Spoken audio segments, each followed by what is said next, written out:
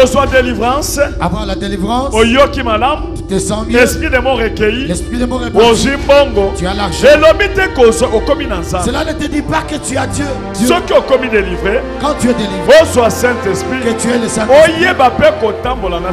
Que tu saches marcher avec lui. Prédication, toujours peut sabino. Toujours peut sa prédication basée sur ma erreur. Motif faisant impureté. Ou biso to sangana. Fraude exate. Na ye pour na fraude te. Ceux qui na so te bino, na côté bino parole flatteuse te. Te na ye ko luka gloire. Te gloire so yete pas la bino te. Na solo avec autorité. Net apôtre yanzan. Je n'ai ni or, je n'ai ni argent, mais j'ai seulement la parole.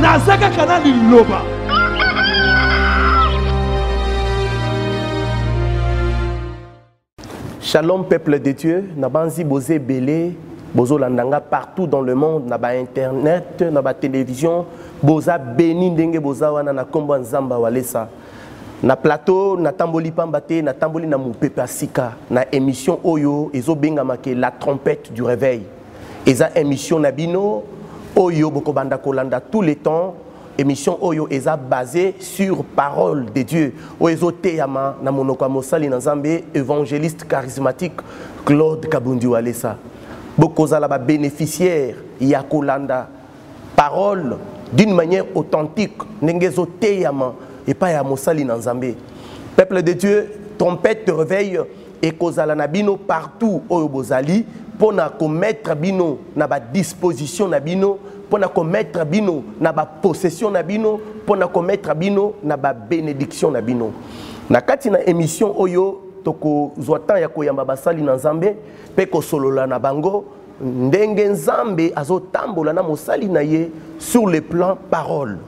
Bien-aimé, et puis, tu as informé bino na katia émission oyo ke Nzambe azotambola na mosali na ye na mapapu nyonso mibale. Sur le plan miracle, le Seigneur est en train d'opérer puissamment avec son serviteur. Tozo mona ba miracle oyo nga na kotanga te. Oyo bino bozo mona bino moko chaque fois na ba télévision bozo mona ba délivrance minene zo salema. Mais ce n'est pas seulement ça. Nzambe azo utiliser lisusu mosali na ye sur le plan parole. Nde bokozwa temps ya ko découvrir ngo na kati ya émission oyo trompette de réveil. Importance ya émission oyo pour na bino bana na Nzambe o bazolanda biso partout dans le monde eza ya ko pesa bino temps ya ko respirer na présence ya Nzambe ya ko consommer parole de Dieu ndenge ezote yama peut-être ozwa ki tenter peut-être ozala ki na église mais ozwa ki tenter ya ko yoka vraiment sincèrement oyo mosali na Nzambe alobaki mais na kati na émission oyo tokozwa temps ya ko beta sete tokozwa temps ya ko insister ya ko zongela lisusu po vie oyo mosali na Nzambe azomemela biso botala bino moko ndenge azo se sacrifier azo matana bangomba azo kende ko luka Nzambe kaka po amemela biso eloko moko ya sika kaka po amemela biso eloko moko eko changer ba vie na biso. Dernièrement, Zalaki Nangomba, Yamabanga, Moseli Nzamba Zokende Kominyokola. Il se sacrifie. Azo lala na bangulu, azo fanda ba place mabe, ba place oyo mutu netiye, na ba dignité na ye Nzamba pesiye. Et koko kabongote. Justement pour azwaka eloko ya malunga, oyo ako communiquer peuple de Dieu.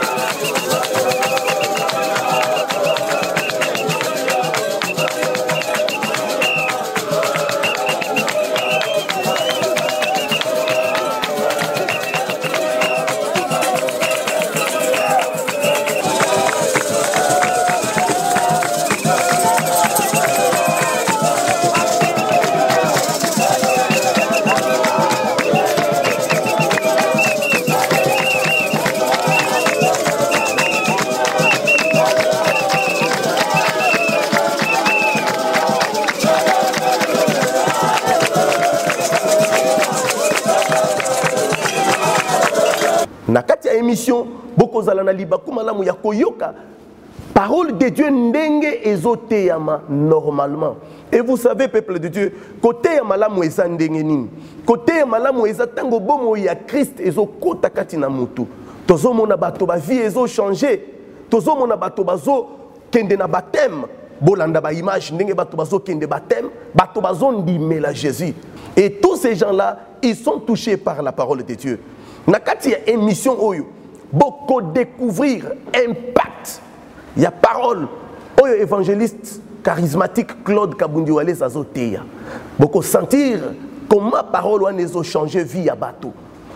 Qu'on soit délivrance, avoir la délivrance, Oyoki Malam, tu te sens mieux, l'esprit de mon recueilli, l'esprit de mon recueilli, tu as l'argent. Cela ne te dit pas que tu as Dieu. Ceux qui ont commis délivré, quand tu es délivré, soit Saint-Esprit, que tu es le Saint-Esprit, que tu saches marcher avec lui. Prédication, toujours sa prédication basée na ba erreur. Motif faisant impurité, au bisoto sangana.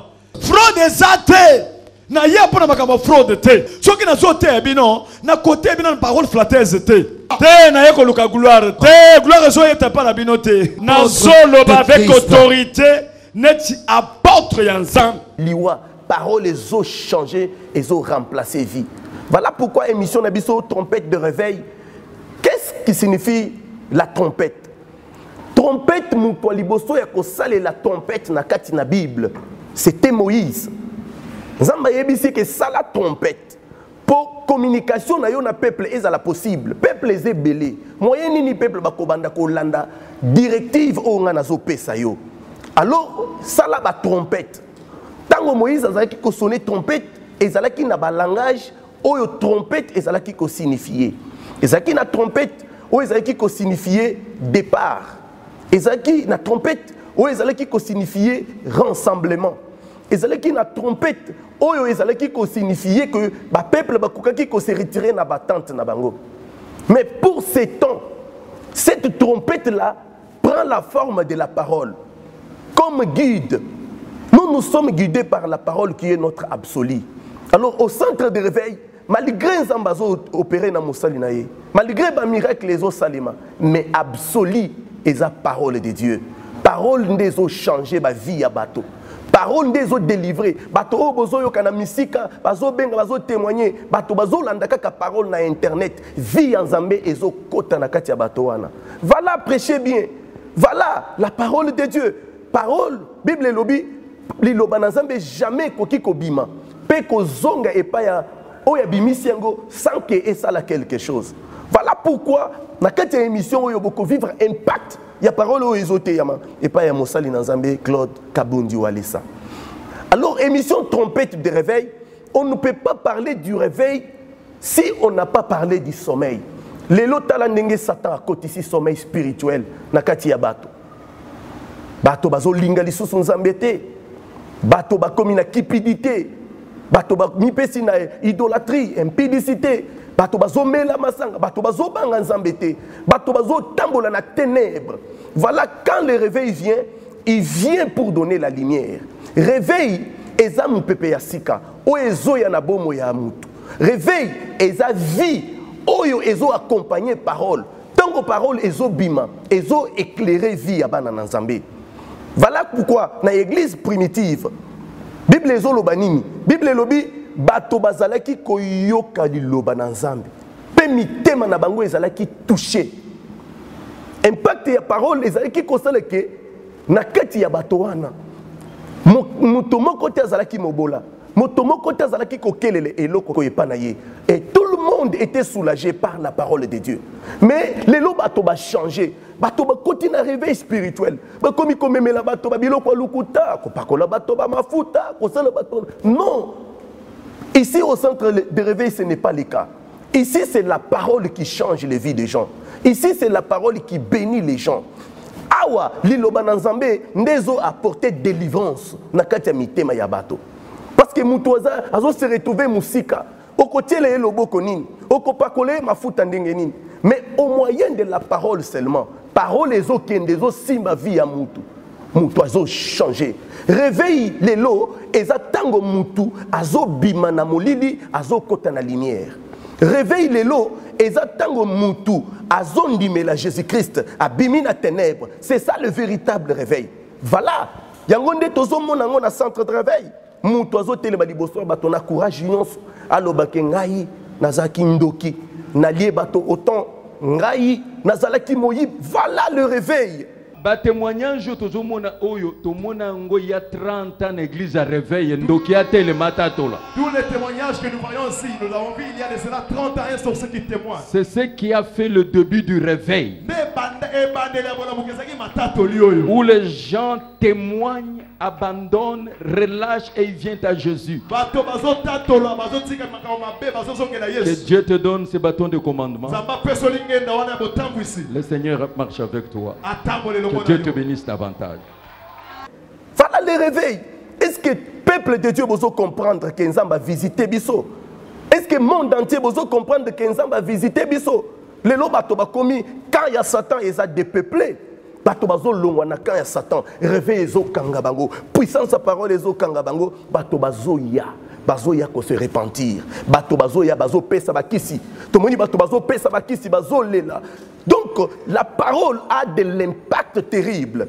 Mais cette parole-là est prêchée par l'homme de Dieu, l'évangéliste Claude Kabundi Walesa. Alors, dans cette émission, Tokopesa binotan, Yakobenga Kabiso. Tokopesa binotan, Yakotourna Kabiso ba question sur l'homme de Dieu. Tokopesa binotan, Yako s'exprimer dans ba message. Na numéro na biso oyo eza na se wana. Bokozwa temps yakosolola na biso. Lolengeni ni nzambazo sala na mosali na ye au moyen de la parole. Dieu est en train d'agir favorablement avec son serviteur au moyen de la parole.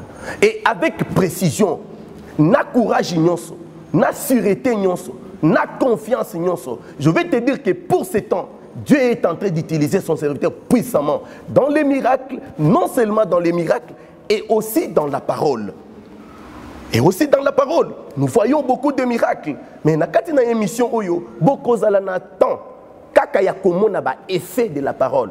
Ils ont une émission où ils ont un témoignage, ils ont une émission où ils ont un makambo zambazo sala na mosali na ye. Mais dans cette émission trompette de réveil, tokoloba mingi mingi na makambo oyo nzambe azo communiquer mosali na ye. Vous savez, Eli liboso ya ba prophète ya Baal. Tango azo solo na bango azo pesa bango instruction. Ayebisi bango bozwa ngombe, botia na likolo ya etumbelo, bozwa mai, botia. Et après, bon implorer Baal Nabino. Ils ont fait ce qu'il fallait faire. Baal a répondu à te. Tango Eli Mosali Nanzambe azo bandako bonde lanzambe. Azo bonde lanzambe na souka ya prière na ye. Azo lobanini. Alobi, j'ai tout fait selon ta parole. Or, dans la Bible, tozane ici comme au côté on zamba yebisa ki Eli ke sala boye. Yebisa bango batia ngombe. Yebisa bango babele la boye na boye. Et tout ce que Eli avait fait, c'était quoi? Un homme de Dieu aujourd'hui, un véritable serviteur, un véritable prophète de Dieu, c'est celui qui est à mesure de monter dans des dimensions supérieures pour prendre la pensée de Dieu et les communiquer au peuple. Voilà pourquoi dans le centre de réveil, tous a béni. Nzamba azo communiquer mosali na ye, pas penser na ye, yango azo communiquer biso yango. Ndeto pesi bino libakumalam ya koyoka pensée de Dieu, parce que la parole de Dieu, c'est la pensée de Dieu qui est cachée dans les Écritures. Alors Dieu révèle des choses terribles à son serviteur, et ces choses-là ont de l'impact, ça change les vies des gens, ça bénit les gens, et les gens reçoivent le miracle, et les gens ont des témoignages, les gens témoignent du jour en jour de ce que Dieu est en train de faire pour eux. Alors, vous comprenez le peuple de Dieu que Namakambo nyonso bozo mona oyo, ce n'est pas pour rien. Ce n'est pas de la magie. Mais l'homme de Dieu est en train de chercher Dieu très très loin. Azokende bangomba misika. Azokende musika zo futa biye azokende ko lukanzambi. Po amemela biso eloko sika. En tout cas, likaboya boye. Yo mutozo landangai, ozo landanga na poto, ozo landanga partout dans le monde. Est-ce que yo ka quitté Jésus a talaki Jérusalem à l'elaki, à l'obi Jérusalem. Soki yo yebaka oye kokaki kosala kimia na yo. Peuple de Dieu ndengo zo landanga. Soko yebi ke parole ndeko sala kimia na yo. okoya na centre de réveil okondimela la Jésus-Christ okondimela la parole pe vie na yo eko changer parole de Dieu nde ezo sala ke mutu ayamba Jésus-Christ pe mutu azala na espérance ya vie éternelle Nzambe ya walesa apambola bino ezalaki serviteur na bino évangéliste Osé Mulumba la voix de la sentinelle lolaka ya Mosengeli tozo tala makambo Nzambe azo sala pe tozo communiquer bino pona lipamboli na bino Nzambe apambola bino to kokutana lisusu prochainement.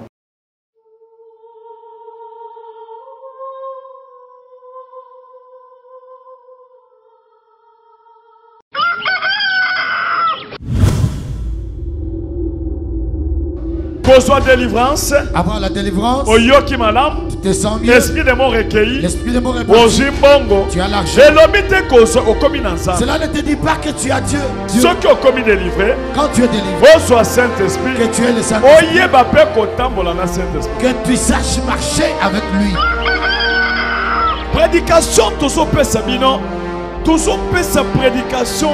Basé na ba erreur te motif eza impureté o biso to sangana fraude ezate na ye pona makamba fraude te soki na so te bino na côté bino parole flatteuse te na ye ko luka gloire te gloire zo yete pa na bino te na solo ba avec autorité net apôtre ya nzambe je n'ai ni or je n'ai ni argent mais j'ai seulement la parole na zaka kana ni loba